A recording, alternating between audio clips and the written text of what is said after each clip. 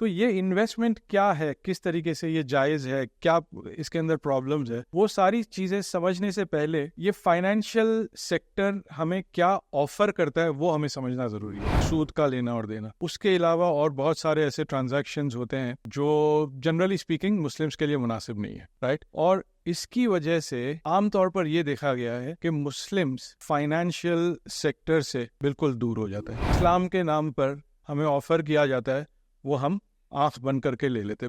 Condition क्या है कि वो ऑफर करने वाला कोई लंबी दाढ़ी वाला हो या बिल्कुल निकाब में पर्दे वाली हो, और वो कुछ भी ऑफर करे कि ये अल्लाह की तरफ से है, शरीयत के हिसाब से है, कुरान की तालीमात के हिसाब से है, हम बिना स्टडी किए उसको एक्सेप्ट कर लेते हैं। पूरी करेंसी तबाह बर्बाद हो जाती है। कैसे होती है? इसके पीछे सबसे बड़ा रोल है इंटरेस्ट कमाने की लालच। इंडिया की हाउस होल्ड सेविंग है, हाउस होल्ड सेविंग का सिर्फ और सिर्फ 3% फाइनेंशियल सेक्टर में आता है। ऑल ओवर इंडिया की बात कर रहा हूँ, मुसलमानों की नहीं, राइट। यानी 97% ऑफ इंडिया फाइनेंशियल सेक्टर से दूर है। खाली दिमाग जो है, इसकी बुनियाद पर छेड़छाड़ करना, लड़कियों की रेप करना। आज हम बहुत आसानी से सुनते हैं कि चलती हुई ट्रेन में, चलती हुई बस में, चलती हुई टैक्सी, ओला उबर में रेप्स हो रहे हैं, छोटे छोटे बच्चों का रेप हो रहा है। ये क्यों हो रहा है? ये सारी चीजें जो है, ये पूरी खुराफात का कॉज अल्टीमेटली सूद है, जिसको अल्लाह सुब्हानहू तआला ने सूरह बकरा में बहुत वाज़ेह तौर पर कह दिया है कि ये हराम है। सूद के ताल्लुक से भी अल्लाह ने कहा छोड़ दो, लेकिन बाद में बैकअप किया कि अगर तुम नहीं छोड़ते हो तो एक जंग, ऐलान जंग मेरे और मेरे रसूल की तरफ से।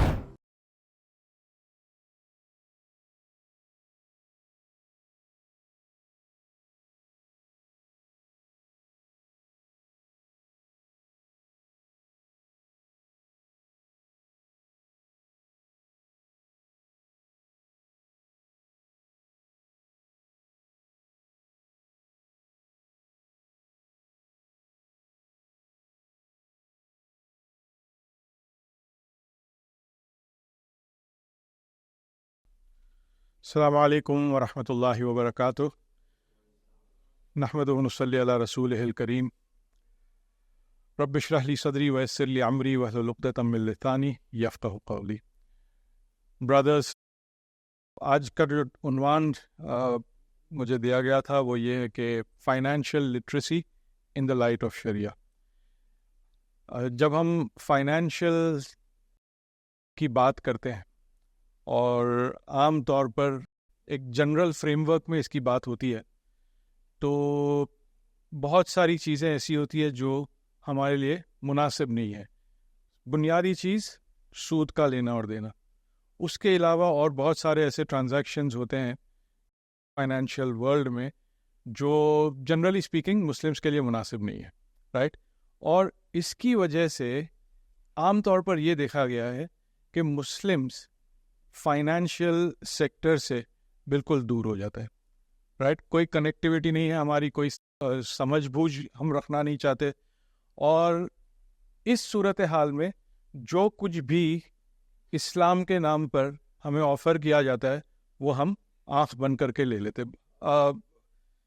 कंडीशन क्या है कि वो ऑफ़र करने वाला कोई लंबी दाढ़ी वाला हो या बिल्कुल निकाब में पर्दे वाली हो, और वो कुछ भी ऑफ़र करे कि ये अल्लाह की तरफ से है, शरीयत के हिसाब से है, कुरान की तालीमात के हिसाब से है, हम बिना स्टडी किए उसको एक्सेप्ट कर लेते।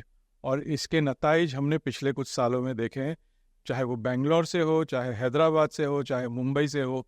लोगों ने करोड़ों रुपए, हमारी कौम ने करोड़ों रुपए गवा दिए इसके अंदर, राइट। तो ये जो कॉन्टेक्स्ट है, हमारी फाइनेंशियल फील्ड के साथ जो अलायदगी है, उसको हमें रिविजिट करना है, फाइनेंशियल लिटरेसी हासिल करनी है। अब आपको एक बात मैं बता दूं, इंडिया के अंदर, मैं सिर्फ मुसलमानों की बात नहीं कर रहा हूँ, ऑल ओवर इंडिया जो लोग बैंक्स से हटकर, बैंक हो गया, गोल्ड हो गया, पोस्ट ऑफिस स्कीम्स हो गई, इन सारी चीज़ों से हटकर अगर कोई फाइनेंशियल सेक्टर में इन्वेस्ट करता है तो उनकी तादाद, जो हर इंडिया की हाउस होल्ड सेविंग है, हाउस होल्ड सेविंग का सिर्फ और सिर्फ 3% इस फाइनेंशियल सेक्टर में आता है। ऑल ओवर इंडिया की बात कर रहा हूँ, मुसलमानों की नहीं, राइट। यानी 97% ऑफ इंडिया फाइनेंशियल सेक्टर से दूर है। एक्सेप्शन इंश्योरेंस को एक ऐसे तरीके से बेचा जाता है कि लोग उसको ले लेते हैं। राइट। लेकिन इक्विटी मार्केट्स, म्यूचुअल फंड्स, ये सारी जो जगह है जहाँ पर सही में वेल्थ क्रिएशन होता है, उससे लोग दूर है। यानी 97% ऑफ इंडिया एक ऐसी चीज से दूर है जो उसके लिए फायदा पहुंचा सकता है। बनिस्बत इसके यूनाइटेड स्टेट्स के अंदर 65% हाउस होल्ड सेविंग ये सेक्टर्स में जाता है, म्यूचुअल फंड में खास तौर पर और इक्विटी मार्केट्स में। 35% ट्रेडिशनल इन्वेस्टमेंट स्कीम्स में जाता है, और बाकी सारे के सारे लोग जो है इस तरीके से इन्वेस्ट करते हैं। तो ये इन्वेस्टमेंट क्या है, किस तरीके से ये जायज़ है, क्या इसके अंदर प्रॉब्लम्स है, वो सारी चीज़ें समझने से पहले ये फाइनेंशियल सेक्टर हमें क्या ऑफर करता है वो हमें समझना ज़रूरी है। बैंक्स में हम पैसे डालते हैं, पैसे रखते हैं, इंटरेस्ट नहीं लेते हम। सेविंग्स अकाउंट के अलावा हम करंट अकाउंट खुलवा नहीं सकते। सेविंग्स में पैसे रखते हैं, इंटरेस्ट नहीं लेते हैं, इंटरेस्ट को हम चैरिटी में दे देते हैं। जो इंटरेस्ट हमें मिलता है उसके ऊपर अगर टैक्स लायबिलिटी है और किसी की बहुत ज़्यादा लायबिलिटी जो होती है वो 30% के टैक्स स्लैब में आता है, तो उस इंटरेस्ट जो वो इस्तेमाल नहीं करने वाला है उसके ऊपर भी उसको 30% देना होता है टैक्स, और फिर जो है बाकी का चैरिटी कर दो। मतलब आपने, बॉम्बे की ज़ुबान में बोलते हैं, खाया पिया कुछ नहीं, ग्लास तोड़ा 12 आना। समझ रहे आप ये जुमला, खाया पिया कुछ नहीं, ग्लास तोड़ा 12 आना, ये बोलते बॉम्बे में। तो ये एक मसला है इसके साथ। अब ये सेविंग्स हो गया, ये जो भी आपने कमाया ये सिर्फ सेविंग्स के है। सेविंग्स से इन्वेस्टमेंट एक अलग चीज़ है, और इन्वेस्टमेंट किस लिए किया जाता है उसको हमें समझना बहुत ज़रूरी है। तो आप इमेजिन कीजिए, कोई बोर्ड नहीं, बहरहाल आप एक इमेजिन कीजिए एक पिरामिड की तरह, एक ट्राइंगल की तरह, राइट। एक ट्राइंगल है, ट्राइंगल के बेस में वो चीज़ें हैं जो बिल्कुल ज़रूरी है, बिल्कुल वांट्स है, जिसके बगैर आपका काम नहीं चल सकता है। क्या चीज़ें हैं वो? एक तो यह है कि आपके रोज़मर्रा की जो रिक्वायरमेंट्स है, घर चलाने के लिए जो अनाज, जो कपड़े, बच्चों की स्कूल की फ़ीस, आप घर में रहते हैं तो आपको इलेक्ट्रिसिटी का बिल भरना होता है, आपको मोबाइल का बिल भरना होता है, ये सारी चीज़ें, रेंट का घर है तो रेंट भरना होता है, इसके बगैर काम चलने वाला नहीं है। तो ये बुनियादी चीज़ पर आ जाता है। इसके साथ साथ आ जाता है इमरजेंसी फ़ंड। इमरजेंसी फ़ंड का मतलब क्या है? कोविड-19 जैसी कोई सिचुएशन आ गई, आपका काम छूट गया।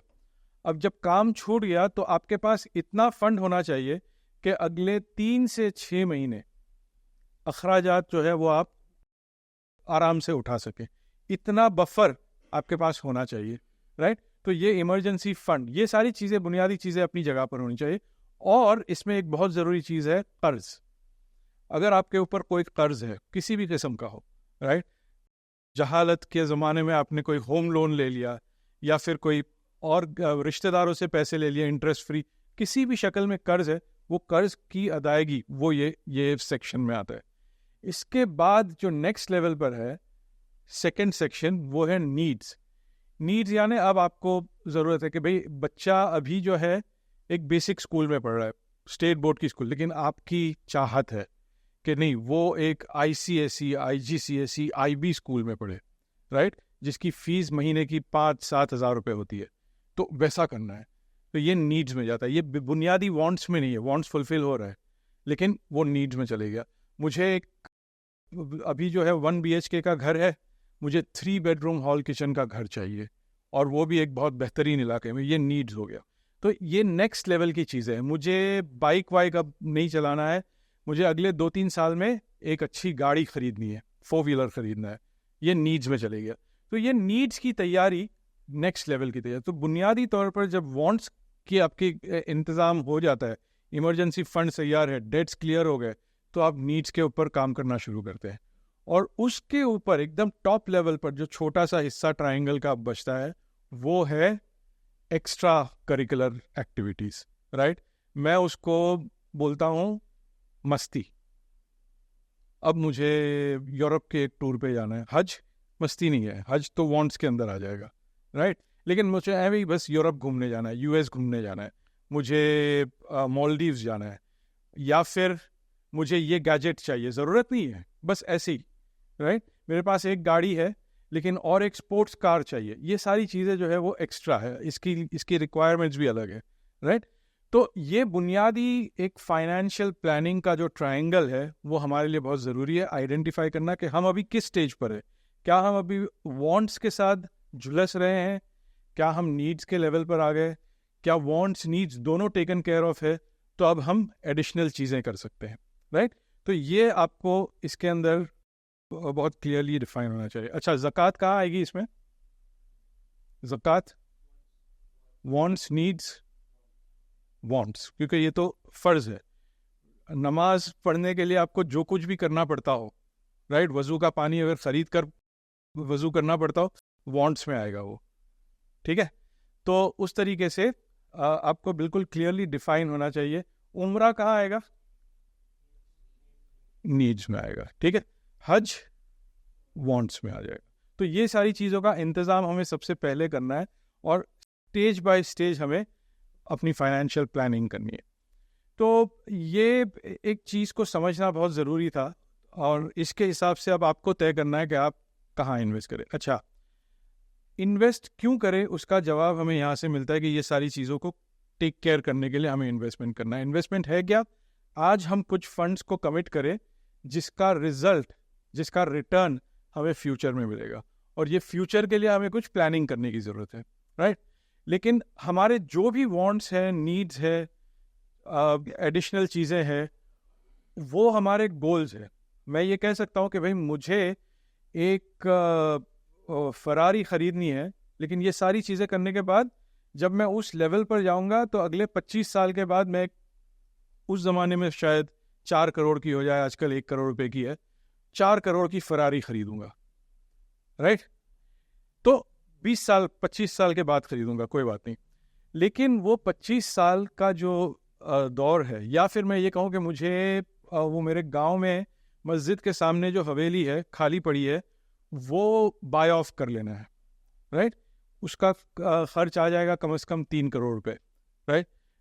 ज़रूरत नहीं है मुझे, ना वांट्स है ना नीड्स है, बस वो एवी करना है, बस वो मेरी एक फैमिली आउटिंग के लिए हर साल हम गाँव जाएं। नीड्स है, बड़ी अमाउंट है, गोल है, दिल के अंदर चाहत है कि वो मेरे पास हो, मेरे गांव में मेरा एक प्रेजेंस हो, ठीक है। लेकिन आज मैं जहां खड़ा हूं और उस गोल तक पहुंचते पहुंचते एक बहुत बड़ा प्रॉब्लम है, एक बहुत बड़ा दुश्मन है जो मुझे वहां तक पहुंचने नहीं देगा। अरे वो दुश्मन मुझे मेरे वांट्स और नीड्स को भी फुलफिल नहीं करने देगा। कौन बता सकता है वो दुश्मन कौन है? हाँ जी, शैतान है। अच्छा अच्छा, ठीक है। There are no wrong answers, right. आपके हर एक आंसर अपने सर्कमस्टांसिस के हिसाब से सही है। तो मैं ये नहीं बोलता हूँ कि आप शैतान के साथ कुछ लेना देना है, बट वो बता रहा हूँ कि आपका जो बैकग्राउंड है वहाँ से आपका जवाब सही है, राइट। लेकिन आइडेंटिफाई करना बहुत ज़रूरी है कि ये दुश्मन कौन है। तो कौन बताना चाहेगा? प्लानिंग नहीं होना, राइट, अच्छी प्लानिंग नहीं होना। Spending on liabilities, very good जी। और इन्फ्लेशन, ओके। ख्वाहिशात, हमारी ख्वाहिशात बराबर है। और आप लोग बहुत सभ्यता के दायरे में रहकर जवाब दे रहे हैं। बॉम्बे वाले बड़े शरारती होते हैं। मैंने यही सवाल ऐसे ही एक ऑडियंस पे बॉम्बे में पूछा कि भाई आपकी मालो दौलत का सबसे बड़ा दुश्मन कौन है? फट लेके जवाब आया, सबसे बड़ा दुश्मन मेरी बीवी। मतलब क्या करें, अब मैं चुप हो गया। मेरी बीवी भी वहाँ बैठी थी तो मैं कोई कमेंट नहीं किया। बहरहाल, तो ये जो है, हाँ, शेम, हाँ, शर्म, हाँ, कोई किसी चीज़ की शर्म हो तो हम बहुत सारी एक्शंस, एक्टिविटीज़ नहीं कर सकते हैं, और उसकी वजह से हम, तो अलग अलग जवाब है। लोग जब अक्सर ये हम पूछते हैं ना, तो लोग बोलते हैं डर, कोई भी काम, कोई भी एक्शन लेने का डर कि नहीं, अगर मैं ये करूँगा कुछ गड़बड़ हो जाएगी। तो प्रोक्रेस्टिनेशन यानी डीले करना, आज नहीं कल करूँगा, कल नहीं फिर कभी कर लूँगा, अभी नहीं। या फिर कुछ लोगों ने जैसे कहा टैक्सेस, इंटरेस्ट, राइट। तो ये सारी चीज़ें कि भाई गवर्नमेंट इतना टैक्सेस ले तो कुछ बचता ही नहीं है कि हम ये सारी चीज़ें कैसे कहाँ करें। और पॉन्जी स्कीम्स, जैसे मैंने शुरू में जिक्र किया कि इस किस्म के जो मल्टी लेवल मार्केटिंग स्कीम्स होते हैं, या फिर वो अपने जैसे हमारी कौम में हमने देखा कि 4% महीने का, 3% महीने का, साल का 36, 40%, 50%, कुछ लोगों ने तो बॉम्बे में 100% वादा किया था। वो 100% और 40% और 30% तो दूर की बात, उनका कैपिटल ही गायब हो गया है, राइट। तो ये सारी चीज़ें हैं अपनी जगह पर सही है, लेकिन मैं जिस चीज़ की बात कर रहा हूँ जो आपको आपके मकासद तक नहीं पहुँचने देगा, वो जैसे आपने बताया भाई, इन्फ्लेशन, महंगाई। इन्फ्लेशन क्या है? महंगाई का रेट। एक सोसाइटी में, एक इकोनॉमी में महंगाई का जो रेट है वो हमें इन्फ्लेशन से पता चलता है कि ये किस स्पीड से महंगाई बढ़ते जा रही है, राइट। तो आजकल क्या है इन्फ्लेशन इंडिया में, कौन बताएगा? इंडिया में इन्फ्लेशन का रेट 7-7.5% गवर्नमेंट के हिसाब से है, राइट। यूएस वगैरह में आजकल इन्फ्लेशन का रेट 9% है, जो कि 40 साल के बाद इतनी महंगाई वहाँ पर आई है, पैंडेमिक की वजह से या ये यूक्रेन वॉर की वजह से वगैरह। तो महंगाई जो है ये एक बहुत बड़ा प्रॉब्लम है। क्या होता है उसमें? महंगाई हर साल हमारे वेल्थ में से ये 7%, 9% जो भी अमाउंट है उतना चुरा कर ले जाती है, उसकी वैल्यू ख़त्म करते चली जाती है, राइट। तो जब मैं इस उम्र का था माशाल्लाह, तो मुझे क्लियरली याद है कि सोना एक तोला जो है वो 250-300 रुपया हुआ करता था, राइट। और फिर सडनली कुछ हालात ऐसे हुए कि वो हज़ारों में उसकी बात होने लगी, और जैसे मैं बड़ा होते गया तो वो 8-10 हज़ार हुआ। फाइनेंशियल क्राइसिस 2008 का आया तो वो 7-8 हज़ार रुपये था, वहाँ से सीधा 25 हज़ार रुपये तोला हो गया, और फिर कुछ साल वैसे 25 हज़ार से 32 हज़ार रुपये के ऊपर नीचे चलते रहा। 2018-19 आया, एक ट्रेड वॉर चाइना और यूएस के बीच में शुरू हो गई, और उसके नतीजे में 32,000 से इनिशियली 42,000 हुआ, 42,000 से फिर पैंडेमिक आया तो वो बढ़कर 56,000 तक चले गया, आजकल 52,000 के आसपास है। तो कहाँ वो मेरे बचपन का 250 रुपया तोला और कहाँ आज 52,000? क्या हो गया? सोना तो वैसे भी प्रेशियस है, तो सोना अपनी जगह पर खड़ा हुआ है, लेकिन रुपी जो है उसकी वैल्यू गिरते चली गई। यही रुपया उस जमाने में 8 से 12 रुपए चलते थे, राइट। और फिर कुछ ही टाइम में देखा तो वो आज हम 83 रुपीस पर है $1 का, राइट। सो ये क्या हो रहा है? यही जो है ये इन्फ्लेशन है। हमारी करेंसी की, डॉलर अपनी जगह पर सही है, कोई ऐसी अमेरिका ने कोई इतना तीरमानी का काम किया है कि उसका इतना स्ट्रांग होते चले जाए वो, लेकिन रुपी जो है वो कंसिस्टेंटली गिरते चले जा रहा है, उसकी वैल्यू ख़त्म होते चली जा रही है, और ये वैल्यू ख़त्म हो रही है इन्फ्लेशन की वजह से, राइट। एक मिसाल आपको दे दूँ, जिम्बाब्वे जो मुल्क है, वहाँ पर हालत ऐसी हो गई थी, ये कैसे वैल्यू गिरती है वो मैं आपको बताऊंगा थोड़ी देर में, लेकिन वहाँ की हालत ऐसी हो गई थी कि अगर मुझे एक bread, loaf of bread Britannia का या जो भी आता है वैसा, अगर मुझे ख़रीदना हो तो एक बोरी भर के कैश ले जाना पड़ता था, तब जाकर मैं एक ब्रेड, अगर हम 2 जन सोचे कि भाई आज हम पुरानी दिल्ली रेस्टोरेंट में नल्ली निहारी खाने चलते हैं, राइट, और वहाँ हम अगर जाते हैं तो पीछे एक ट्रक भर के कैश ले जाना पड़ेगा ताकि वो 2 प्लेट नल्ली निहारी का हम पैसा वसूल कर सके, एक ट्रक भर के कैश। ये हाल हो गया था जिम्बाब्वे का, राइट। इस लेवल पर वो पहुंच गया कि फिर पूरी दुनिया ने डिसीजन लिया, यूनाइटेड नेशंस और इंटरनेशनल मॉनेटरी फंड वगैरह ने ये फैसला किया कि भाई अब जो है यहाँ सारी की सारी करेंसी को डीमोनेटाइज कर दिया जाए, और यूएस डॉलर्स में वहाँ ट्रांजेक्शन, हमारे वहाँ तो 500,000 की नोट डिमोनेटाइज हुई, वहाँ की पूरी करेंसी डिमोनेटाइज कर दी, और यूएस डॉलर्स में अब ट्रांजैक्शंस वहाँ हो रहे थे। अब क्या सूरत हाल है पता नहीं है, मैं 2-3 साल पहले तक वो हाल था। तो इस तरीके से पूरी करेंसी तबाह बर्बाद हो जाती है। कैसे होती है? इसके पीछे सबसे बड़ा रोल है इंटरेस्ट कमाने की लालच। किसकी लालच? बैंक्स की, साहूकारों की, पटपेड़ी वालों की, गवर्नमेंट की। गवर्नमेंट अगर ये मुल्क को टैक्स की बुनियाद पर चला सकता है तो बहुत अच्छी बात है, लेकिन जब उनको डेफिसिट होता है, पैसा कम पड़ता है, तो सबसे आसान तरीका उनके पास ये है कि और कुछ करेंसी प्रिंट करो, बैंक्स के ज़रिए से मार्केट में दे दो, बैंक से वो इंटरेस्ट ले लेगा, बैंक जो है वो पब्लिक से इंटरेस्ट ले लेगी, और ये जितना ज़्यादा करेंसी प्रिंट होते जाएगा, हर साल करेंसी की तादाद बढ़ती जाएगी, ये करेंसी मार्केट में स्प्रेड होते जाएगा और उसकी वैल्यू ऑटोमेटिकली गिरती जाएगी, महंगाई बढ़ती जाएगी। बड़ी आसानी से पैसा लोगों को मिलता जाएगा, लोग जो है उस पैसे से खरीद ही करते चले जाएंगे लोन से, और महंगाई बढ़ते जाएगा। ये इन्फ्लेशन का सबब बनता है। तो ये शुरू कहाँ से होता है? इंटरेस्ट कमाने की लालच, वो इंटरेस्ट जो लोग अपने अलग अलग मुफाद के लिए इस्तेमाल करते हैं। अब ये लोन्स जो है, ये सबसे बड़ा प्रॉब्लम हमारे लिए बन जाता है, राइट। बैंकिंग सिस्टम का प्रॉब्लम क्या है वो मैं आपको बता रहा हूँ। ये लोन्स कैसे दिए जाते हैं? बड़ी आसानी से क्रेडिट कार्ड्स के ज़रिए से, बजाज फाइनेंस 0% इंटरेस्ट वगैरह के ज़रिए से ये सारे लोन्स जो है वो स्प्रेड किए जाते हैं। हाउसिंग लोन, ऑटो लोन, 1,000 रुपया महीना EMI पर बाइक मिल जाती है, 3,000 रुपया महीना EMI पर गाड़ी मिल जाती है, राइट। एक मेरा दोस्त था, वो अपना संडे मॉर्निंग बॉम्बे में जो शौहर होता है उनका एक ही काम होता है, बाज़ार जाओ, सब्ज़ी खरीदो, शॉपिंग करके आओ पूरे हफ्ते की। बेचारे हमारे लोगों का यही काम हो जाता है। तो वो अपनी बास्केट लेकर गया।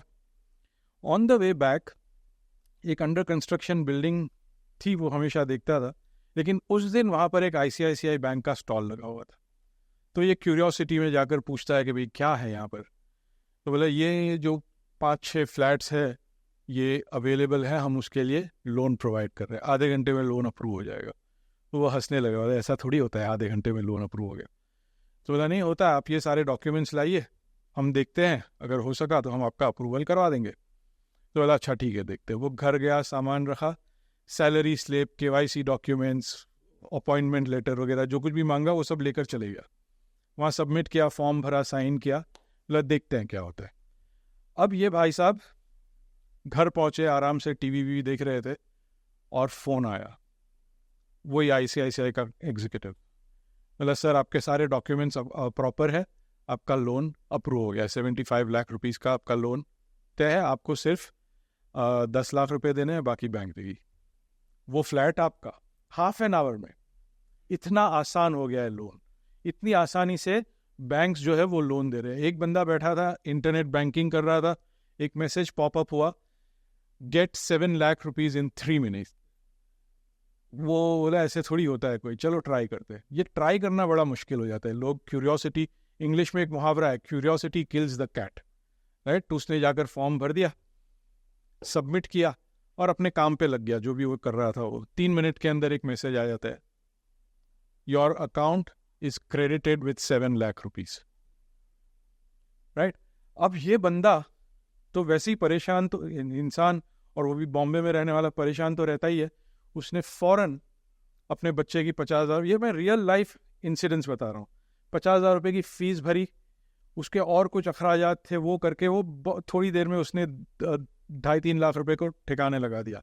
अभी भी 4 लाख रुपए बचे थे। तो उसने सोचा कि वो मैसेज आया था SMS कि ये वाले 50 पैसे के शेयर्स में इन्वेस्ट करो, बहुत जल्द वो 15 रुपए हो जाएंगे।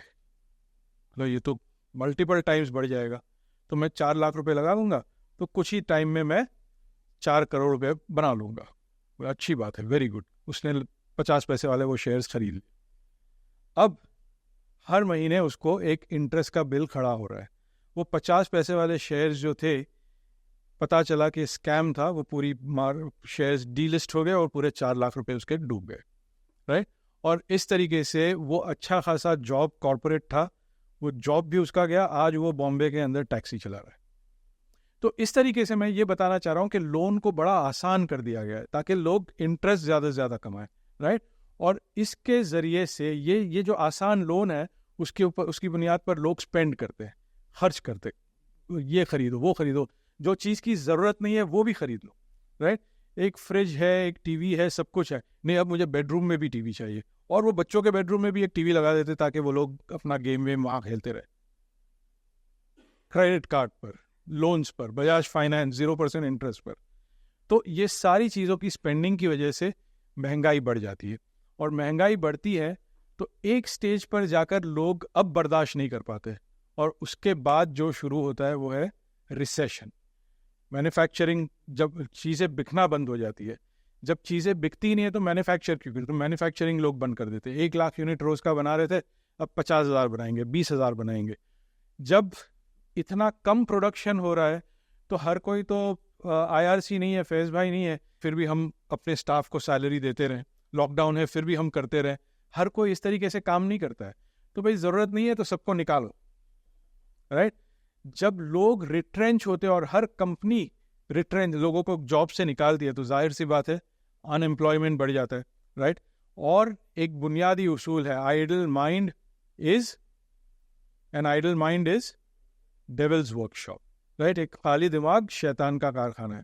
तो लोग अब चोरी चकारी शराब जुआ ये सब में पड़ जाते हैं। इवन वर्स लोग जो है ये मोबाइल से और इस किस्म के साइबर क्राइम्स के अंदर पड़ जाते हैं और लूट मचाए। आज फिशिंग का इतना बड़ा प्रॉब्लम है। ये कौन है? जो अनएम्प्लॉयड है, जिनको पैसों की ज़रूरत है और वो जिद है कि कैसे भी करके हम कमाएंगे। छोटे छोटे चीज़ें हैं, ये सीख लेते हैं और उसकी बुनियाद पर फिशिंग वगैरह करके लूट मचाई हुई है इन्होंने। ये खाली दिमाग जो है, इसकी बुनियाद पर छेड़छाड़ करना, लड़कियों की रेप करना। आज हम बहुत आसानी से सुनते हैं कि चलती हुई ट्रेन में, चलती हुई बस में, चलती हुई टैक्सी, ओला उबर में रेप्स हो रहे हैं, छोटे छोटे बच्चों का रेप हो रहा है। ये क्यों हो रहा है? ये सारी चीज़ें जो है, ये पूरी खुराफात का कॉज अल्टीमेटली सूद है, जिसको अल्लाह सुब्हान तआला ने सूरह बकरा में बहुत वाज़े तौर पर कह दिया है कि ये हराम है। सिर्फ हराम नहीं है, अल्लाह ने 278, 279 जो वर्सेस है सूरह बकरा की, उसमें यह ऐलान कर दिया है कि ए ईमान वालो, अपना बकाया जो कुछ भी है सूद का उसे छोड़ दो, कैपिटल ले लो, सूद को छोड़ दो। और अगर आप नहीं छोड़ते हो तो तैयार हो जाओ एक ऐसी जंग के लिए जो अल्लाह और उसके रसूल की तरफ से होगी। शराब के ताल्लुक से अल्लाह ने सिर्फ इतना कहा है, छोड़ दो अगर तुम्हें कामयाब होना है तो। सूरह माइदा 5 नंबर की सूरह 90 नंबर की आयत में अल्लाह फरमाते हैं, इन्नमल खम्रु वल मैसिरु वल अंसाब वल अज़लाम रिज्सुम मिन अमलिश शैतान, ये शैतान के हथकंडे है। शराब, जुआ, बुत परस्ती, ये सारी चीज़ें जो है ये शैतान के हथकंडे है। छोड़ दो अगर तुम्हें कामयाब होना है। अल्लाह ने कहा छोड़ दो, हमारे लिए हराम हो गया। और हम हराम भी कैसा, मतलब मुसलमान शराब की तरफ देखता भी नहीं है, छोटे मोटे परसेंटेज हो। तो सूद के ताल्लुक से भी अल्लाह ने कहा छोड़ दो, लेकिन बाद में बैकअप किया कि अगर तुम नहीं छोड़ते हो तो एक जंग, ऐलान जंग मेरे और मेरे रसूल की तरफ से। अब हम ये सोचते हैं कि अरे दुनिया में सब चल जाता है, देखा जाएगा आखिरत में, क़यामत के दिन। लेकिन ये जो हालात हम अपने इर्द गिर्द देख रहे हैं, जो महंगाई, जो एक पूरा एक हंगामा बरपा है, हर जगह लोग परेशान, तकलीफ में भागे जा रहे हैं, ये सारी चीज़ें जो है, जो एक हिंदी का मुहावरा है, ऊपर वाले की लाठी में आवाज़ नहीं होती है, राइट? तो ये वो हो रहा है। अल्लाह सुब्हान तआला की जंग जो है, उसमें हम ये नहीं एक्सपेक्ट कर सकते कि फरिश्ते तलवार लेकर उतरेंगे। ये जंग बरपा हो गई है, हम उसके थ्रू से गुजर रहे हैं। ये इन्फ्लेशन, ये पैसा जो है अपना इतना उसका वैल्यू गिरना, ये हाहाकार जो मचा हुआ है, ये सारी चीज़ें वो अल्लाह की तरफ से जो जंग है उसका नतीजा है। हम उसको झेल रहे हैं, क़यामत में जो होगा सो तो होगा। तो इस पस मंज़र में अब हमें ये समझना है कि हमें किस तरीके से अपनी लाइफ्स को संवारना है, अपने बच्चों का ख्याल रखना है, और फाइनेंशियल सिस्टम को किस तरीके से इस्तेमाल करना है। तो उसके लिए ये बहुत ज़रूरी है कि हम शरिया के दायरे के अंदर रहकर करें। लेकिन शरिया के दायरे के अंदर जब बात आती है तो ज़रूरी ये नहीं है कि अगर कोई माशाल्लाह थोब में, दाढ़ी टोपी में, निकाब में कोई आपा आकर बोले कि ये अल्लाह की तरफ से अप्रूव्ड है, हमारी स्कीम है, इसमें हम 100% देंगे, 50% देंगे, और आप उसमें आँख बन करके इन्वेस्ट कर दो। नहीं, अगर इन्वेस्टमेंट की बात आती है तो बुनियादी कुछ चेक्स एंड बैलेंसेस होते हैं। अगर कोई ये बोलता है कि हम प्रॉफिट एंड लॉस में आपको शरीक करते हैं, तो सबसे पहला सवाल हमारा ये होना चाहिए कि आपका रिकॉर्ड बताओ, प्रॉफिट एंड लॉस अकाउंट बताओ, बैलेंस शीट बताओ, आपका एनुअल रिपोर्ट बताओ। अगर वो बताते हैं तो बहुत अच्छी बात है, आप उसके ऊपर चेक कर सकते हैं कि हाँ भाई कैसा परफॉर्मेंस रहा है। लेकिन अगर कोई ये कहे कि नहीं, हम आपको नहीं बताएंगे, हम सिर्फ गवर्नमेंट के ऑफिशियल्स को बताएंगे, आपको बताने की ज़रूरत नहीं है। भाई आपको एक इन्वेस्टर को बताने की ज़रूरत नहीं है, तो एक इन्वेस्टर के पास भी कोई ज़रूरत नहीं है कि वो आपके साथ नफ़ा नुकसान में शरीक हो, राइट? तो अगर कोई डॉक्यूमेंट्स नहीं बताता है, कैंसिल। उससे ये पूछा जाए कि आपके पास लाइसेंस कौन सा है वो बताओ। रिजर्व बैंक ऑफ इंडिया का, सेबी का, कोऑपरेटिव बैंक का कौन सा लाइसेंस है? अगर वो लाइसेंस बताने में हिचकिचाए, कैंसिल, राइट? तो ये सारे चेक्स एंड बैलेंसेस की बुनियाद पर हमें इन्वेस्टमेंट करना चाहिए। और तो अगर ये सारी चीज़ें नहीं होती है तो हमारे पास ऑप्शंस क्या है? तो ऑप्शंस फिर ये होता है कि profit and loss sharing system पर और कौन काम कर रहा है, राइट? तो वो देखा जाता है, उलेमा उसको देखते हैं और उसकी बुनियाद पर पता चलता है कि भाई बहुत सारे लोग हैं जो इस बुनियाद पर काम करते हैं, जो अपने शेयर्स पब्लिक को ऑफर करते हैं, पार्टनरशिप ऑफर करते हैं, ये स्टॉक मार्केट में लिस्टेड होते हैं। तो ऐसी कंपनीज को देखा जा सकता है और इनके अंदर सरमायाकारी कर सकते हैं कुछ कंडीशंस के साथ। कंडीशंस क्या है? वो कंपनीज को हलाल काम करना होता है। अगर वो कंपनी शराब, जुआ, cigarette, tobacco, cinema, vulgar entertainment वगैरह में इन्वॉल्व है तो ऐसी कंपनी में हम इन्वेस्ट नहीं कर सकते।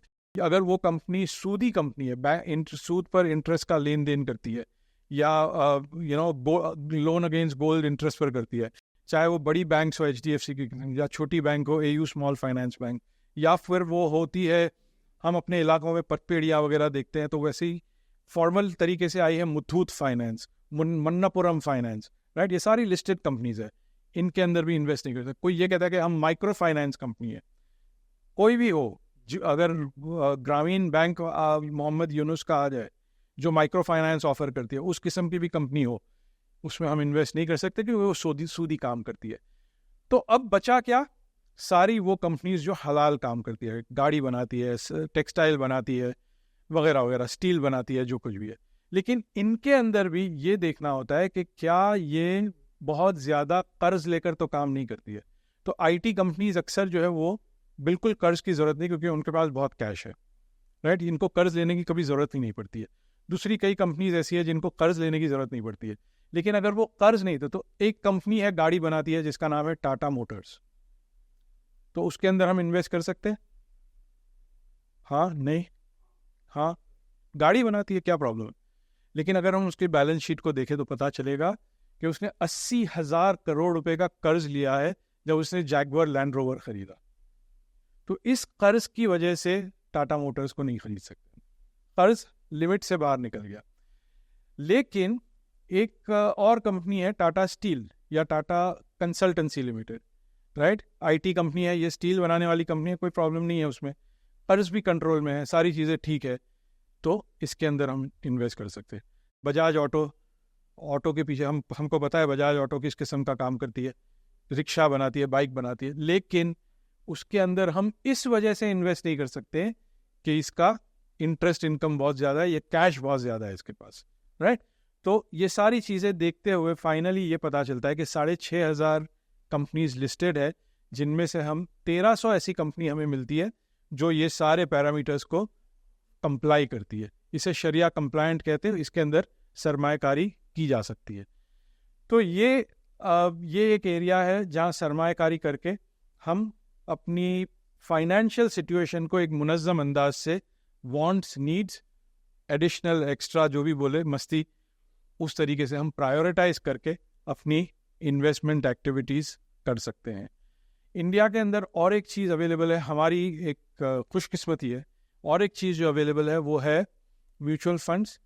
8,500 से ज़्यादा म्यूचुअल फंड स्कीम्स है, लेकिन उनमें से सिर्फ 3 स्कीम्स ऐसी हैं जो शरिया कंप्लायंट है।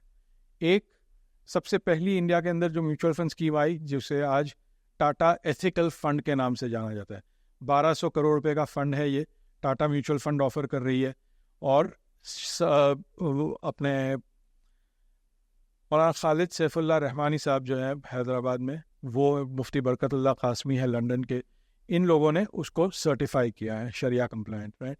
उसके अलावा और एक टॉरस एथिकल फंड है, निपॉन इंडिया, पहले रिलायंस हुआ करता था, अब निपॉन इंडिया शरिया ETF है। तो ये 3 फंड्स ऐसे हैं जिसके अंदर सरमायाकारी की जा सकती है शरिया कंप्लायंट तौर तरीके से। ये फंड्स क्या करते हैं?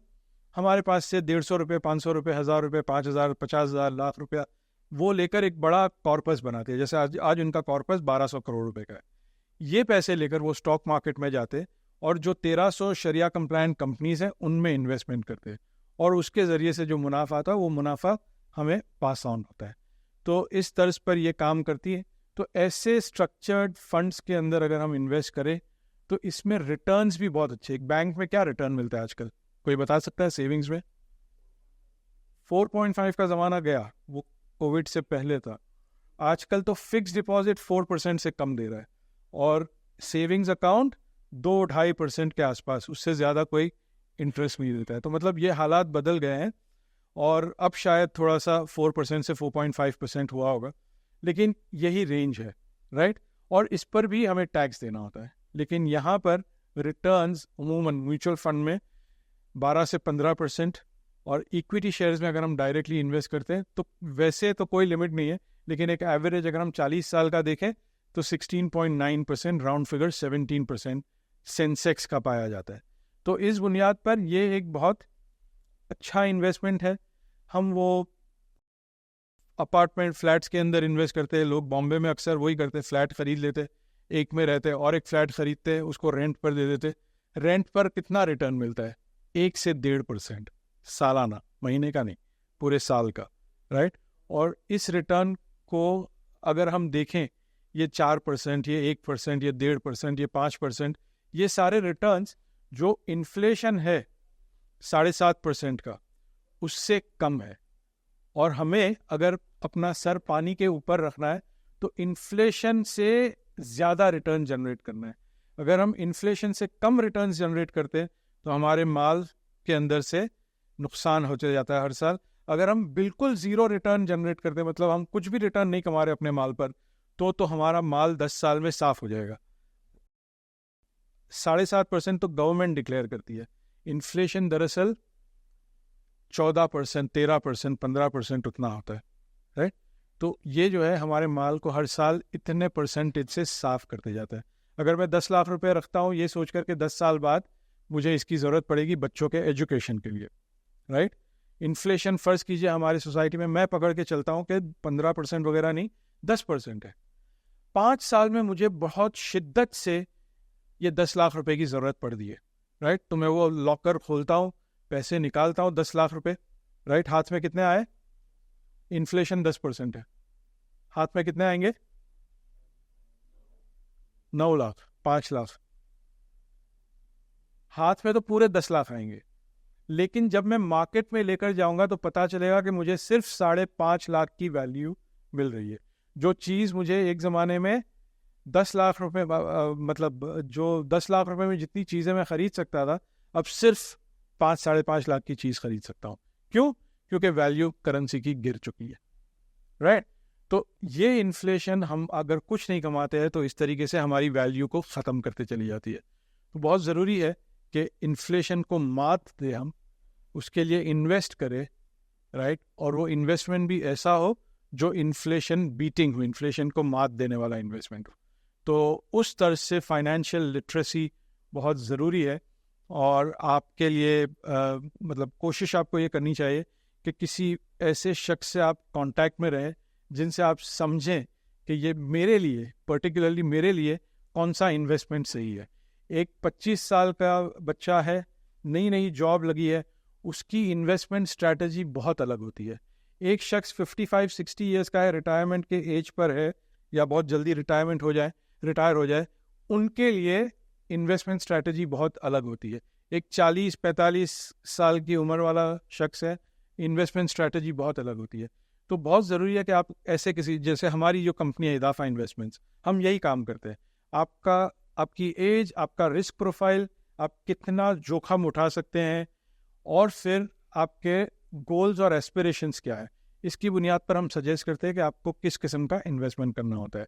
तो आप मुझसे कांटेक्ट कीजिए, किसी भी ऐसे शख्स से कांटेक्ट करें जो फाइनेंशियल एडवाइज़र हो, पर्सनल फाइनेंस का एडवाइज़र हो, और उनसे कांटेक्ट पे रहकर आप जो है एक सही तर्ज पर अपना इन्वेस्टमेंट कराएं, राइट।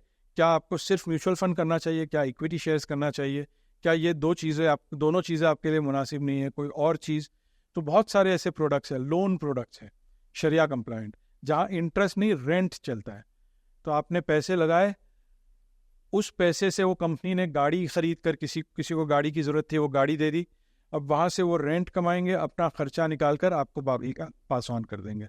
इस किस्म के इन्वेस्टमेंट होते हैं जहाँ तकरीबन रिटर्न्स फिक्स्ड होता है, क्योंकि रेंटल रिटर्न फिक्स्ड है, और काफ़ी प्रोटेक्शन रहता है, क्योंकि वो एसेट जो है वो बीच में जो बैंक है या जो फाइनेंस इंस्टीट्यूशन है उनके नाम पर होता है।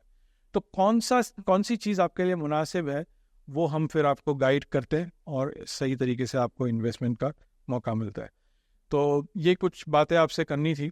इंशाअल्लाह कभी और मौका हुआ तो तफसीली गुफ्तगू करेंगे, लेकिन फ़िलहाल मैं अपने बात को यहाँ ख़त्म करता हूँ।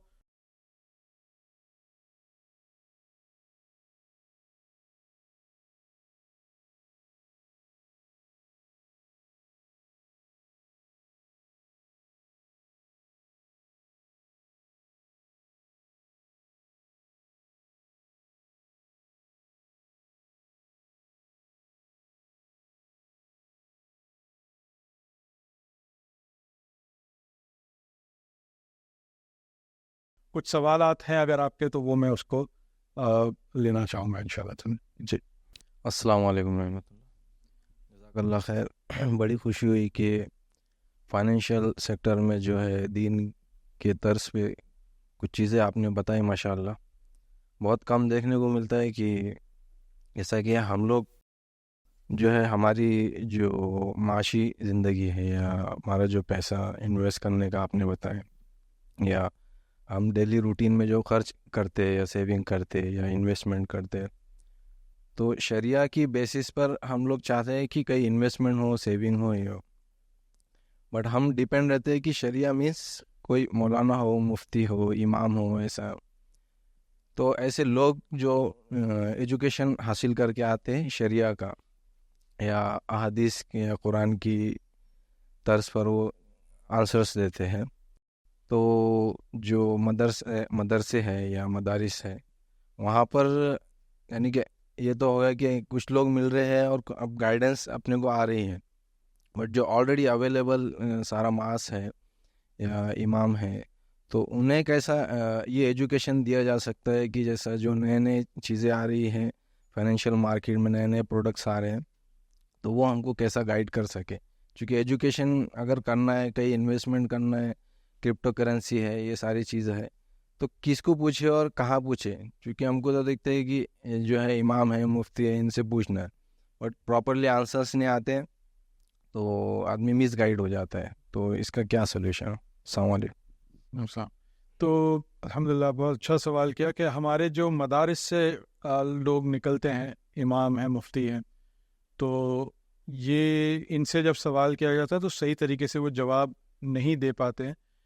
प्रोबेबली अगेन वो देखिए, हमने शुरू में ही जो बात की, 97% of India, not just Muslim but overall सारी कम्युनिटी, सब कोई, वहाँ पर फाइनेंशियल लिटरेसी बहुत कम है, क्योंकि ये चीज़ ना स्कूल्स में सिखाया जाता है ना मदरसों में सिखाया जाता है। सिखाया जाना तो दूर की बात, अक्सर लोग जो एजुकेशन प्रोवाइडर्स हैं वो इसको बुरा मानते हैं कि गलत चीज़ है ये। शेयर्स में इन्वेस्ट करना, टाटा की कंपनी में, बिरला की कंपनी में, ये जो है जुआ है, इसमें नहीं करना चाहिए। आम तौर पर ये राय बन गई है लोगों की, और हमारे उलेमा भी उस राय के अंदर शामिल हो गए, उसको एक्सेप्ट कर लिया। तो जैसे 97% ऑफ इंडिया ने इसको एक्सेप्ट कर लिया, उन्होंने भी एक्सेप्ट कर लिया, तो उनकी गलती नहीं है। ये है कि भाई चूँकि नॉलेज नहीं है, चूँकि नॉलेज इसके ताल्लुक से कोई लेना नहीं चाहता है, और ये कह देना आसान है कि भाई कुछ समझ में नहीं आया तो बोल दिया कि भाई ये छोड़ दो ना, जो नहीं समझ में आता है उसको छोड़ दो, हराम कर दो। और हराम बोलना बहुत आसान है, लेकिन रिसर्च करके उसके ऊपर एक फतवा देना थोड़ा सा मुश्किल काम है। तो और मुश्किल के साथ साथ आप अगेंस्ट द ट्रेंड जा रहे हैं। ट्रेंड जब है नेगेटिव एक चीज़ के बारे में, और आप वहाँ, जिसको अंग्रेजी में कहते हैं कि you stick your neck out, वहाँ जाकर आप अपना ओपिनियन दें उसके बरअक्स, ट्रेंड के अगेंस्ट, तो फिर लोग बुरा भला कहेंगे, लोग हमारे पास नहीं आएंगे, लोग हमको इज्जत करना, ये सारे प्रॉब्लम्स है। तो इसमें अब जो है ना, पहले का ज़माना और था, लेकिन अब ये हो रहा है कि उलेमा आलिमियत करते हैं, फिर वो इफ्ता करते, मुफ्ती बनते हैं, ये सारी पढ़ाई कंप्लीट करके फिर वो और आगे बढ़ जाते हैं। वो कितने लोग हम यहाँ देख रहे हैं, इंजीनियरिंग, अपने साबिर भाई, राइट, उसके अलावा हम देखते हैं कि उलेमा फिर लॉ करते हैं, एमबीए करते हैं, चार्टर्ड अकाउंटेंट्स बन रहे हैं आजकल, राइट। यहाँ तक कि जस्टिस तकी उस्मानी पाकिस्तान के अंदर वो सुप्रीम कोर्ट के जज बने। तो आलिम, मदरसा, इफ्ता, क़ज़ा करते करते करते करते फिर वो लॉ किया उन्होंने, और आज वो दुनिया भर के शरिया बोर्ड्स, अब तो रिटायर हो गए क्योंकि काफ़ी ज़ईफ़ है, लेकिन उस तरीके से, और वो लॉयर एंड देन जज बन के सुप्रीम कोर्ट के जज बने वहाँ पर। तो ये ट्रेंड, और ये ट्रेंड जब से शुरू हुआ है, ये 70s में शुरू हुआ था, 80s 90s में ज़ोर पकड़ा, और अब तो बहुत कॉमन हो गया, राइट। तो ये जब ट्रेंड आया तो अब ये लोग केपेबल हैं। चार्टर्ड अकाउंटेंट, मुफ्ती, अरे वो चार्टर्ड अकाउंटेंट को सिखा देगा कि अकाउंटिंग कैसे करना है, और यहाँ पर वो एजुकेशन दे ही रहे हैं कि भाई क्या चीज़। अब ये जब खड़े रहकर बोलते हैं कि भाई टाटा स्टील मैं सर्टिफाई करता हूँ कंप्लायंट है, क्यों? क्योंकि वो ये सारे, अच्छा ये सारा लॉज जो है, ये शरिया के रूल्स जो है, ये कौन तय करता है? कुरान में तो है नहीं शेयर मार्केट म्यूचुअल फंड, हदीसों में तो है नहीं। तो ये उलेमा अपने इजमा से जब जब मिलकर वो एक नतीजे पर आते हैं, ये इजमा जो होता है ये ग्लोबल लेवल पर होता है, इसकी बुनियाद पर लॉज बनते हैं, हुक्म बनते हैं, और वो फिर सारी ये फाइनेंशियल इंस्टीट्यूशंस अडॉप्ट करती है, राइट। तो ये पूरा प्रोसेस फॉलो किया जाता है। जो इसके बारे में इल्म नहीं रखते हैं उनको कनेक्ट करवा देना है, राइट।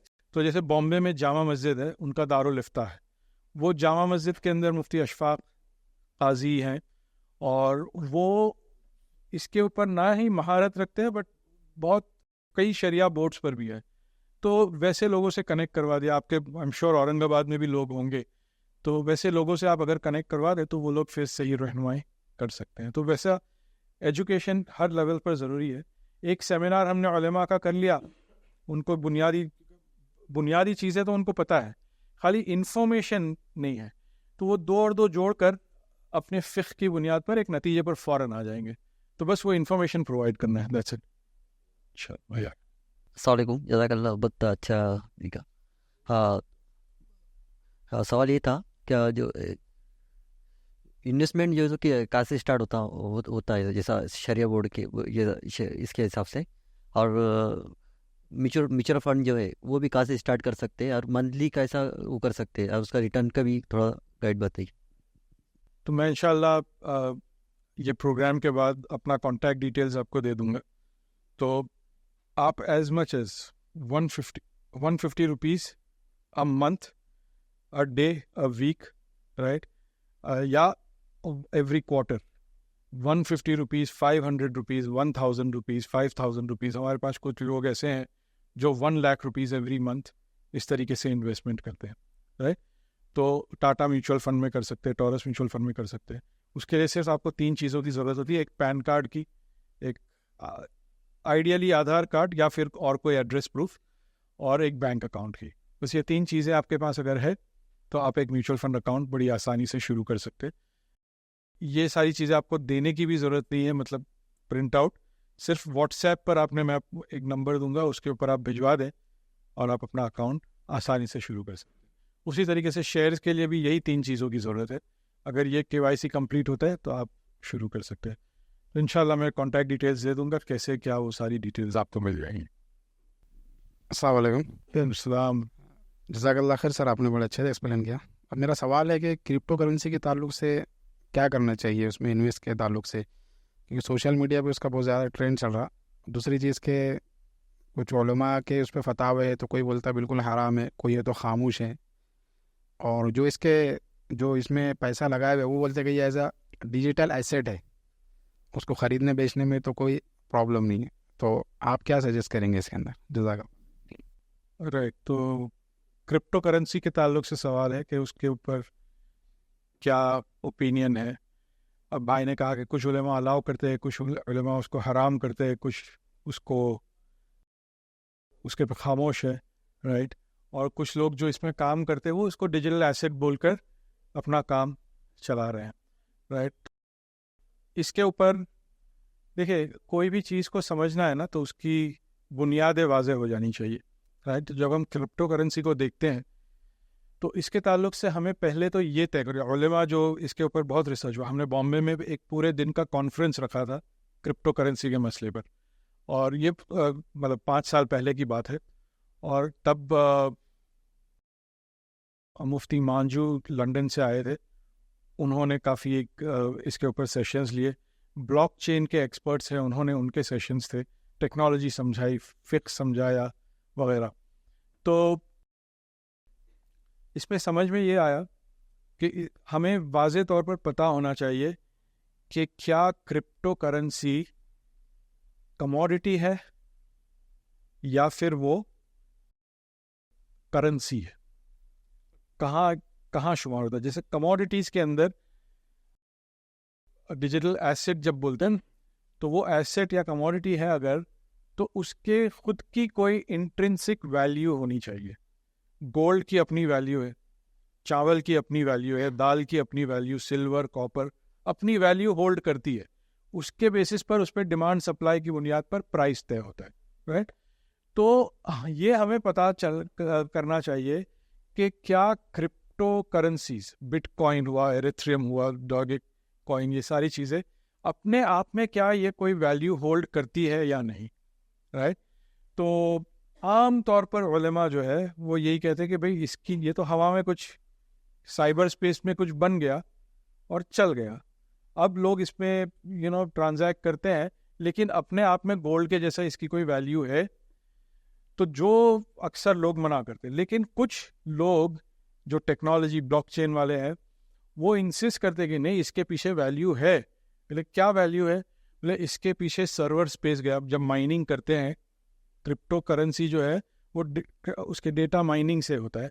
वो जब माइनिंग करते हैं तो माइनिंग के ऊपर जो एफर्ट लगता है, सर्वर स्पेस लगता है, इलेक्ट्रिसिटी लगता है, राइट, एसी चलाना पड़ता है सर्वर्स चलाने के लिए, तो वो सारी चीज़, ये जो अखराजात लगते हैं, हमारा टाइम लगता है, मेहनत लगती है, ये उसकी दरअसल वैल्यू है। तो भाई अगर वो वैल्यू है तो एक महीने का एक जगह पर ये माइनिंग की एक्टिविटी करने का कितना खर्च आता है?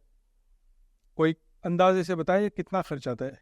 एक ऑफिस में कुछ सर्वर्स हमने रख दिए, एसी चालू कर दिया, लाइट जितनी ज़रूरत है चालू कर दिया, और अब ये माइनिंग ऑटोमेटिकली हो रहा है, तो कितना खर्चा आएगा उस ऑफिस का?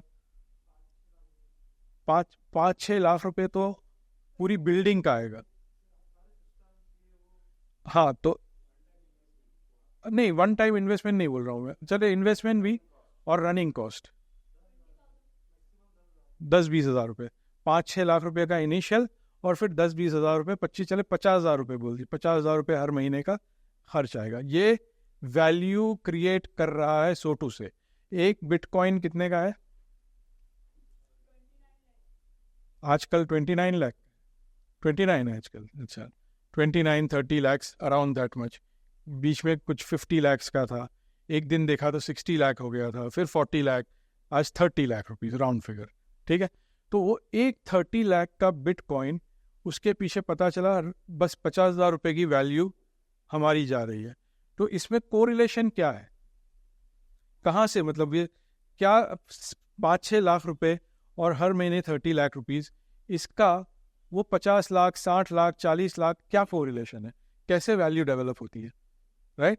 तो ये जो बोलना कि नहीं ये अपने आप में वैल्यू होल्ड करती है, ये एक बहुत बड़ा क्वेश्चन मार्क है। इसके ऊपर इत्तेफाक नहीं है उलेमा का। लेकिन जो दूसरा पॉइंट है कि क्या ये करेंसी है, तो उस बात पर, उस उन्वान पर जो है अब उलेमा पॉजिटिव है। देखिए, एक ज़माना था जब इंडिया में, दुनिया भर में हम जो है सोने चांदी के सिक्के पर ट्रेडिंग होती थी, करेंसी वो थी हमारी। फिर सडनली एक सिस्टम बदला और पेपर करेंसी आ गई, राइट। जब पेपर करेंसी आ गई तो उलेमा ने फ़ौरन कह दिया कि पेपर को तो हम एक्सेप्ट करते ही नहीं है, ये क्या करेंसी है, रिजेक्ट, राइट। यहाँ तक कि आज भी जो 4 स्कूल ऑफ थॉट है, मसलक जो है, उसमें से मलिकी फ़िक़्ह है, उसके बहुत सारे आलिम आज भी पेपर को तस्लीम नहीं करते। बोले आपके पास करोड़ों रुपए रहने दो, इसके ऊपर कोई ज़कात हम एक्सेप्ट ही नहीं करते, क्योंकि हम तो ये करेंसी को ही एक्सेप्ट नहीं कर रहे, राइट। आपको ये चीज़ को एसेट माना ही नहीं जाता है, इसके ऊपर करेंसी माना ही नहीं जाता है, इसको कुछ तो। लेकिन मेजॉरिटी स्कॉलर्स दुनिया में जो है, उनका ये कहना है कि नहीं भाई, ये करेंसी अब गवर्नमेंट ने एक्सेप्ट कर ली, पब्लिक ने एक्सेप्ट कर ली, इसमें ट्रांजैक्शंस हो रहे हैं, तो इसको एक्सेप्ट कर लो, और करेंसी के तौर पर पेपर को एक्सेप्ट कर लिया। ये जो 1000 की नोट, 2000 की नोट वगैरह जो भी है, तो करेंसी के तौर पर अगर गवर्नमेंट ने क्रिप्टो को एक्सेप्ट किया और पब्लिक ने भी उसको एक्सेप्ट कर लिया और उसमें ख़रीदो फरोख्त यानी उसको इस्तेमाल करते हुए ट्रांजैक्शंस शुरू हो गए, तो फिर उलेमा उसको एक्सेप्ट करते हैं कि हाँ भाई ये अब करेंसी है, right, one of the several requirements. तो कुछ मुल्क ऐसे हैं जिन्होंने इसको इस लेवल पर एक्सेप्ट कर लिया, ट्रांजैक्शंस भी हो रहे हैं उसके अंदर, राइट। कुछ मुल्क, अक्सर मुल्क तो ऐसे हैं जहाँ सिर्फ फिरौती होती है उसकी, क्रिप्टो करेंसी सिर्फ रैंसम के लिए इस्तेमाल होता है या 2 नंबर का काम करने के लिए इस्तेमाल होता है।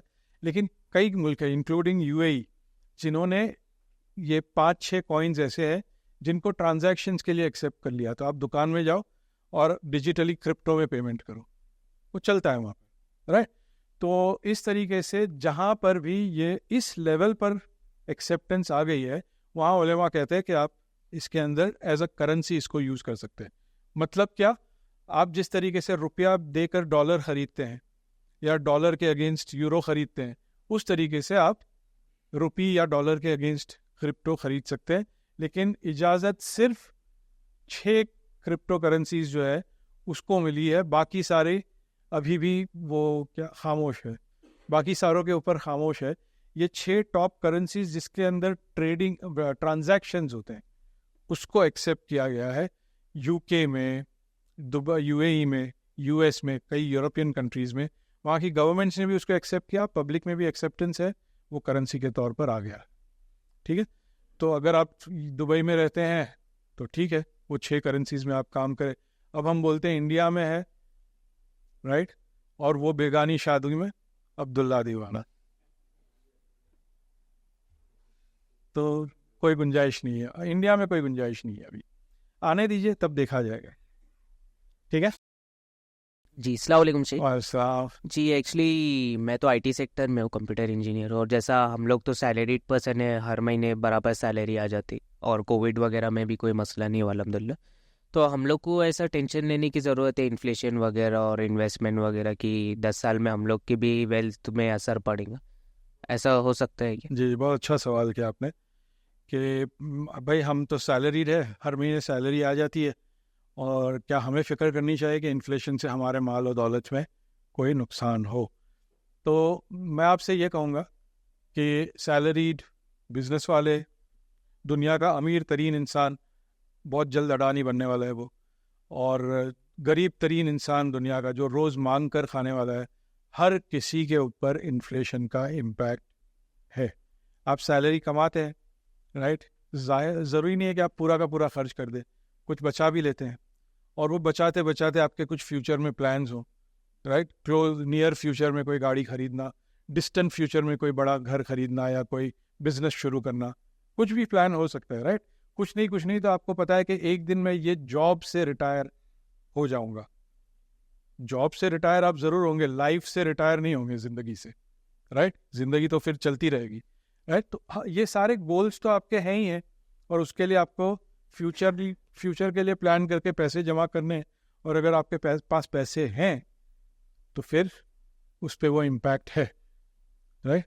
आप सेविंग्स करेंगे, इन्वेस्टमेंट करेंगे, इम्पैक्ट है। अगर नहीं करेंगे तो बहुत ज़बरदस्त इम्पैक्ट है। वो 10 लाख रुपया 5.5 कब हो जाएगा पता ही नहीं चलेगा, राइट। तो इसके लिए ये ज़रूरी है कि हर हाल में अगर पैसे हैं आपके पास या पैसे नहीं भी है तो कुछ ऐसा करना पड़ेगा कि आपका सर पानी से ऊपर हो, आप इन्फ्लेशन से सिर्फ 2 कदम कम से कम आगे हो। Inflation, real rate of inflation, देखिए एक्चुअल इन्फ्लेशन 7.5% है, लेकिन जब हम मार्केट में पैसा लेकर जाते हैं कुछ खरीदने तो समझ में आता है कि यहाँ तो आग लगी हुई है, राइट। अब तो आग इतने सालों से लगी हुई है कि हम आग की भी परवाह नहीं करते, अब कोई पता ही नहीं चलता है कि महंगाई है, राइट, क्योंकि हमारी मेमोरी बहुत शॉर्ट है। हम 2-3 साल पहले की नहीं सोचते, अभी कल की सोचते कि भाई कल से तो आज आलू सिर्फ 2 रुपया ज़्यादा महंगा हुआ है, लेकिन वो मुसलसल होते जा रहा है। तो ये महंगाई कंटिन्यूसली बढ़ रही है, और रियल रेट जो है वो एक्चुअल रेट से कई ज़्यादा है, 5 से 7 पॉइंट ज़्यादा होता है। यानी अगर गवर्नमेंट 7.5% बोल रही है तो 14.5, 15, 13%, बॉम्बे के कुछ इलाकों में 20%, औरंगाबाद का कौन सा पॉश इलाका है मुझे पता नहीं, लेकिन बॉम्बे में मलबार हिल्स है, केम्स कॉर्नर है, ये सब जगह पर इन्फ्लेशन 20% से ज़्यादा होता है, राइट? तो real rate of inflation is always high, और आपके पास अगर पैसा है तो महंगाई का इम्पैक्ट आपके ऊपर डेफिनेटली पड़ने वाला है, राइट? तो you have to be prepared for that. जी, अस्सलाम वालेकुम। वालेकुम। शेख, ये जो म्यूचुअल फंड्स वगैरह है, जो इसके अंदर गवर्नमेंट सर्वेंट का जो टैक्सेस कटता है गवर्नमेंट से, उसमें उनका कुछ फ़ायदा हो सकता है? जी, तो ये बहुत अच्छा सवाल किया कि टैक्सेस जो कटते हैं गवर्नमेंट में भी, प्राइवेट एम्प्लॉय में भी टैक्सेस, अगर आप सैलरीड हैं तो समझ कर चलिए कि आप 25% of the time, may be कभी 30% ऑफ द टाइम आप एक्चुअली गवर्नमेंट के लिए काम कर रहे हैं, यानी कमा कमा कर गवर्नमेंट को आप दे देंगे अगर आप सैलरीड हैं तो, right? Because clear cut taxation है, आप जिस स्लैब पर है उस पर डिपेंड करता है, कभी 5%, कभी 10-15%, 20%, 30%, उतना टैक्स आपको एप्लीकेबल होता है, आपको दे देना पड़ता है। तो वैसी सूरत में क्या किया जाए? कनाडा में 40% टैक्स है, कुछ मुल्क ऐसे हैं यूरोप के अंदर 50% टैक्स है, लेकिन वहाँ की पब्लिक खुशी खुशी दे देती है। 1 लाख रुपए कमा रहे, 50,000 रुपये गवर्नमेंट को दे देती है हर महीने चुपचाप, और बड़े खुशी के साथ। क्यों? क्योंकि वहाँ की गवर्नमेंट उनका ख्याल रखती है। मेडिकल फ्री, एजुकेशन फ्री, अगर आपको चोट लग गई, आपका एक्सीडेंट हुआ, आप 2 महीने काम पर नहीं जा सकते, 2 महीने की सैलरी गवर्नमेंट आपको देगी, राइट? मेडिकल तो फ्री ही है, ओल्ड एज में पूरी ज़िंदगी आपकी फ्री, राइट? तो ये सारी फैसिलिटीज़ इतनी अच्छी है कि पब्लिक बोलती है अरे भाई थोड़ा ज़्यादा ले लो, कोई बात नहीं, लेकिन ये फैसिलिटीज़ कंटिन्यू रखो। फ्रांस, जर्मनी, यूके, कनाडा, ये वो मुल्क है जहाँ पर ये सारी फैसिलिटीज़, ऑस्ट्रेलिया, न्यूजीलैंड। तो लोग चाहते भी है कि भाई हम ऐसे किसी मुल्क में घुस जाए किसी तरीके से भी। आईटी वाले तो ख़ास तौर पर कनाडा जापते रहते हैं दिन भर। तो ये क्यों? क्योंकि वहाँ ऐसी फैसिलिटीज़ मिलती है। टैक्स देखा, अच्छा दूसरे मुल्कों में, अरब कंट्रीज़ में तो टैक्स का कोई कंसेप्ट ही नहीं है, तो कोई प्रॉब्लम ही नहीं है। अब बचा कैसे जाए? तो टैक्स के ताल्लुक से 3 चीज़ें हो सकती है। या तो आप टैक्स इवेड कर सकते हैं, मतलब बिल्कुल इग्नोर करो, पड़ी नहीं है टैक्स की, मैं तो कभी दूंगा ही नहीं, राइट? दूसरा ये कि आप उसको मैनेज करो यानी लूप होल ढूंढो और वो लूप होल के तहत आप टैक्स बचा लो। और तीसरा ये है कि प्लानिंग करो, चार्टर्ड अकाउंटेंट को मिलो, पूरा प्लान करो और उसके अंदर प्रॉपरली जो अखराजात आप दिखा सकते हैं, जैसे म्यूचुअल फंड का आपने बताया, वो सारे अखराजात दिखाकर उसको प्लान करके जितना बचा सके बचा लो। अगर पहला वाला हम करते हैं काम इवेड, तो उसमें पकड़े जाने की सूरत में बहुत मतलब फाइन्स, पेनल्टीज वगैरह है। दूसरा, अगर बच गए तो ठीक है, पकड़े गए तो पेनल्टी भरना पड़ेगा। फर्स्ट केस में अरेस्ट भी हो सकते हैं हम, और थर्ड केस सेफेस्ट है। तो ये थर्ड केस के अंदर हम क्या म्यूचुअल फंड्स का इस्तेमाल कर सकते हैं या नहीं? तो स्कॉलर्स से जब पूछा गया तो अक्सर लोग एक ज़माने में बोलते थे कि हाँ भाई आपको यूनिट ट्रस्ट से बनता हो तो वहाँ से आप करवा लो, इंश्योरेंस ले लो, ये कर लो, वो कर लो। और जब मैं इनसे बात करता था, मैं बोला आप किस तरीके से, किस बुनियाद पर? एफडी करवा दो, कोई बात नहीं। एफडी प्योर 100% 100% इंटरेस्ट है, तो ये कैसे जायज़ हो सकता है? और फिर मैं उनको बताता था कि अगर हम equity linked saving scheme mutual fund के अंदर डालते हैं पैसा, और उसमें कोई ऐसा फंड हो जिसमें ये जो हाई डेट, शराब है, जुआ है, बैंक है, ये सारे शेयर्स की मिकदार बहुत कम हो, तो क्या वो बेहतर नहीं है बनिस्बत आप डायरेक्टली पूरा पैसा इंटरेस्ट कमाने वाले चीज़ में डालें? तो उस बुनियाद पर फिर लोगों के अंदर वो एक्सेप्टेंस आई कि ठीक है, या तो आप पूरा टैक्स भर दो, राइट, और जो होता है वो होने दो, जाने दो, ठीक है।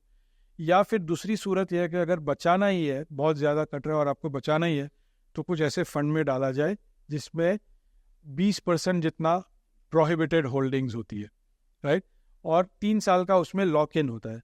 तो आप उसमें इन्वेस्ट करें 1 साल, फ़र्ज़ कीजिए 1 लाख रुपये आपने उसमें इन्वेस्ट कर दिया, 1.5 लाख तक कर सकते हैं मैक्सिमम।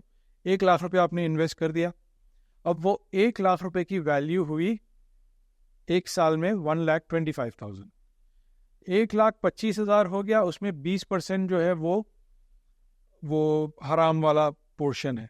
तो ये जो प्रॉफिट हुआ वो प्रॉफिट में से आप अपना 20% निकाल कर चैरिटी कर दो, पूरा का पूरा 5,000 रुपया उठाकर दे दो, राइट।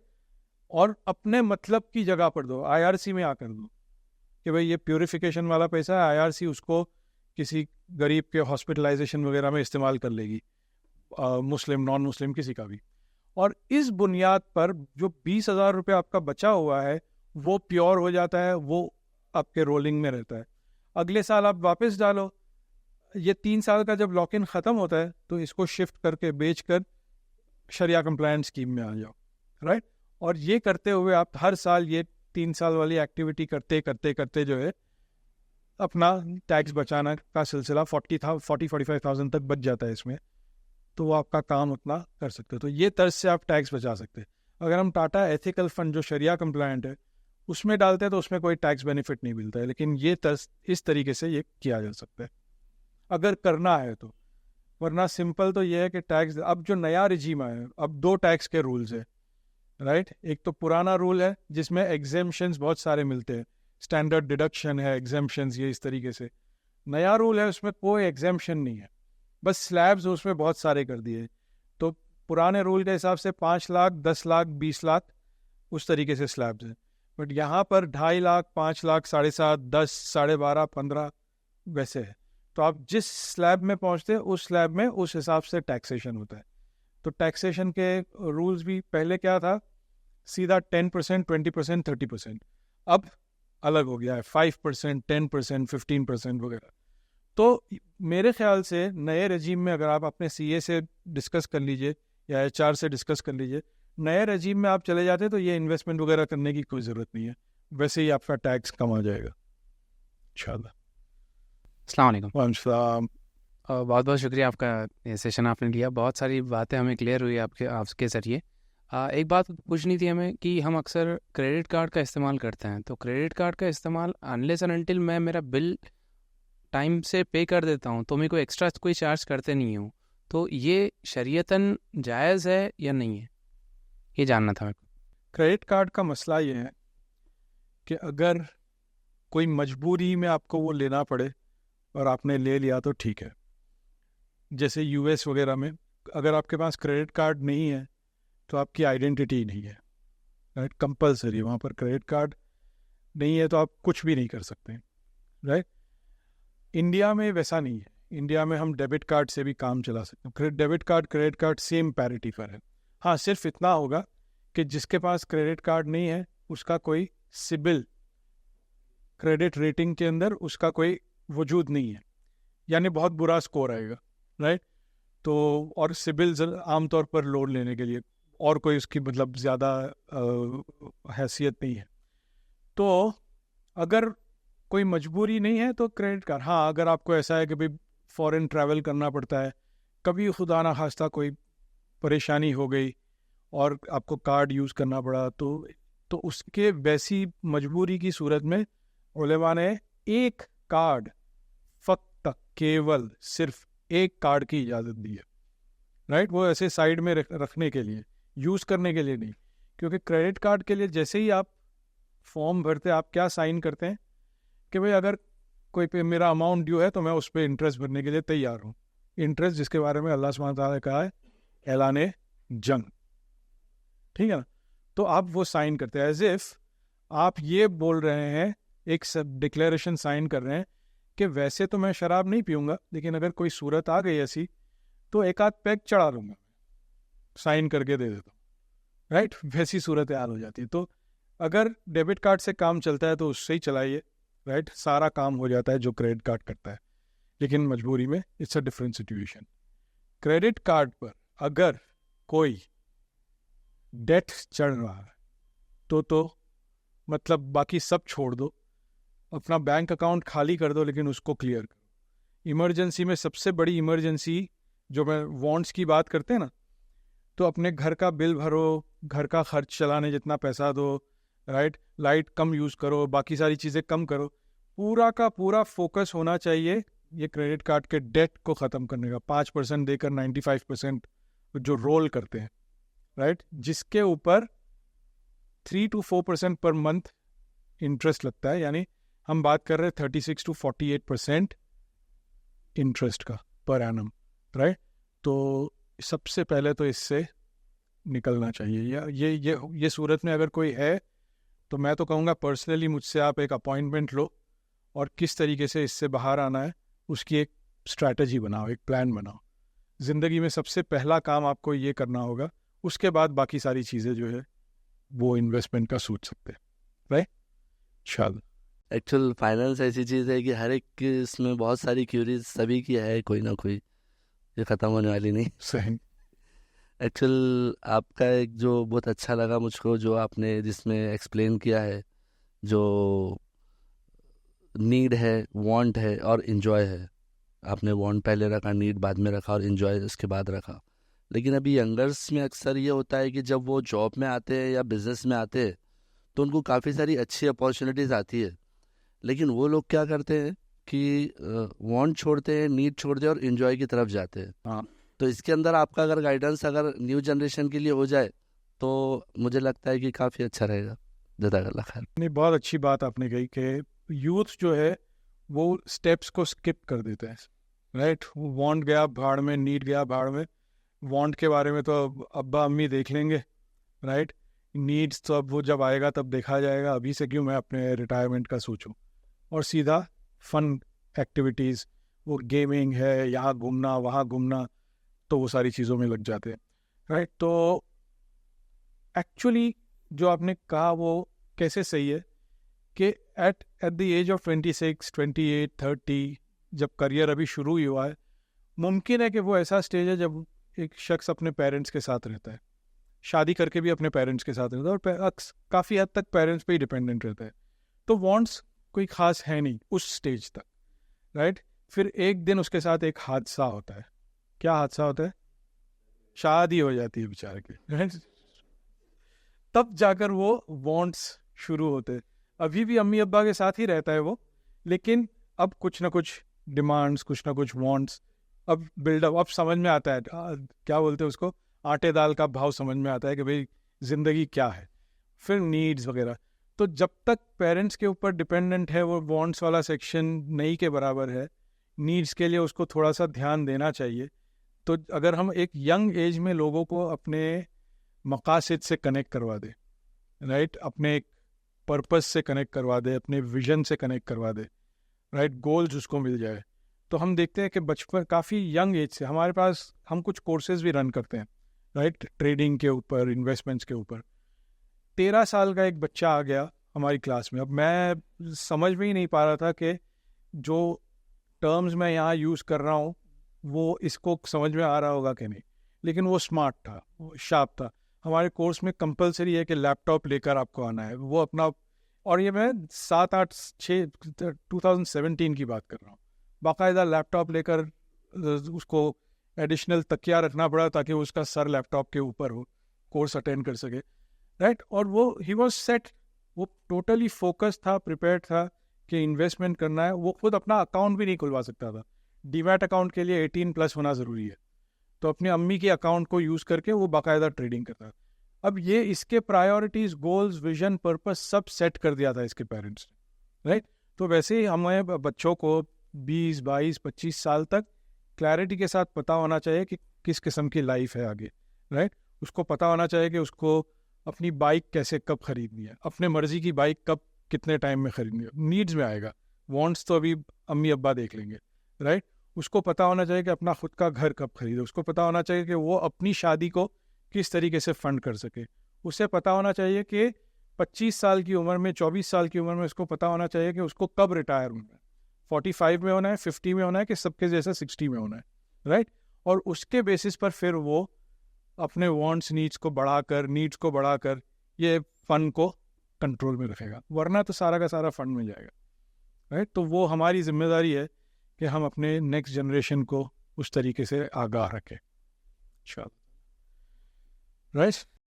चलिए, सुब्हानकल्लाहुम्मा व बिहम्दिका व नशहदु अल्ला इलाहा इल्ला अंता नस्तगफिरुका व नतूबु इलैक। जज़ाकल्लाह खैर, you are a great audience. बड़े अच्छे सवालात थे आपके, तो ऐसा कम ही होता है। मुझे अब सडनली औरंगाबाद अच्छा लगने लगा है, क्योंकि एक तो जी हाँ, नंबर भी मैं दे देता हूँ।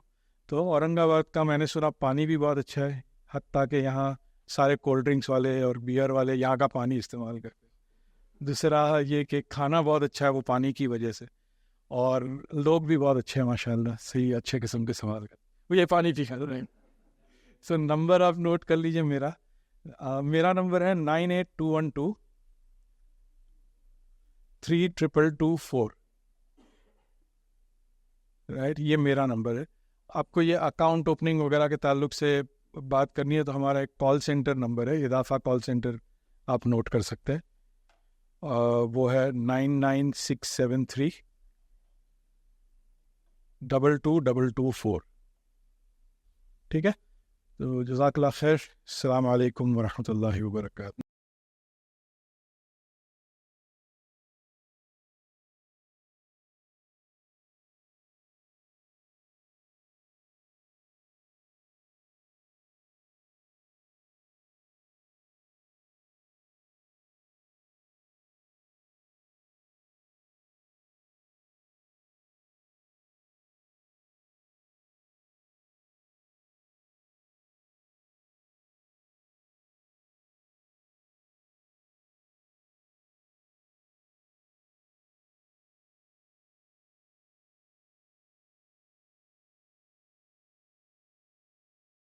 अस्सलाम वालेकुम। आप भी हमारे इस काम में ताउन करें अपनी ज़कात और सदक़ात के ज़रिए। डोनेशन डिटेल्स के लिए डोनेट पर क्लिक करें। अगर आपको हमारे वीडियोस पसंद आए हैं तो इसे शेयर करें और सबके हकदार बनें। रोज़ाना हमारे वीडियोस को पाने के लिए हमारे यूट्यूब चैनल को सब्सक्राइब करें और बेल आइकन दबाएं। हमसे दीगर सोशल मीडिया पर जुड़ने के लिए वीडियो में दिए गए आईडी को सर्च करें। जज़ाकल्लाह।